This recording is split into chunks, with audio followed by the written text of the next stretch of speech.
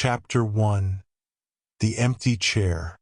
Every Thursday at 2 p.m., Mrs. Evelyn Hart would sit on bench number 4 in Riverside Park, grading papers with a red pen. The other teachers called it her ritual. 30 years of high school English had earned her the right to be peculiar. But today the bench was empty. Lena, a senior with a habit of skipping class, noticed it first. She'd been secretly observing Mrs. Hart for months, ever since the woman had scrawled, "You're smarter than this," on her failed essay. It wasn't the grade that stuck with her.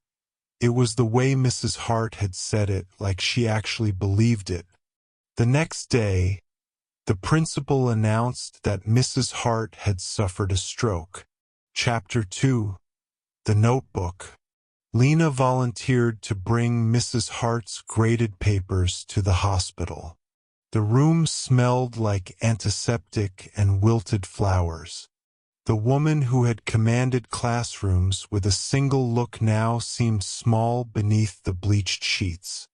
On the nightstand was a leather-bound notebook. Mrs. Hart noticed Lena staring. "Take it," she rasped. "I won't be needing it."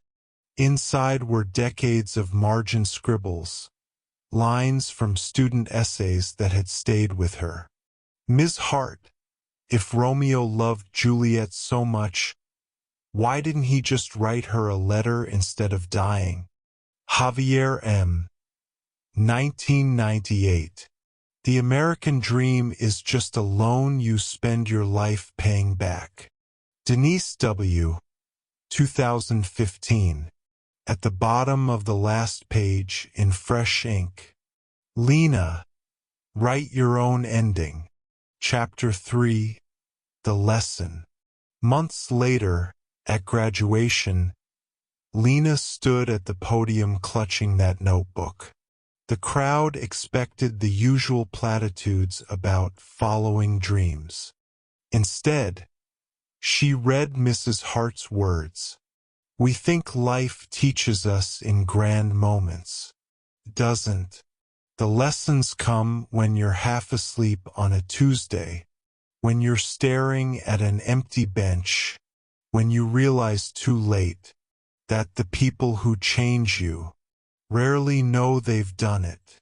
The auditorium was silent. Then, from the back row, a slow clap began. Mrs. Hart, leaning on a cane, had made it after all.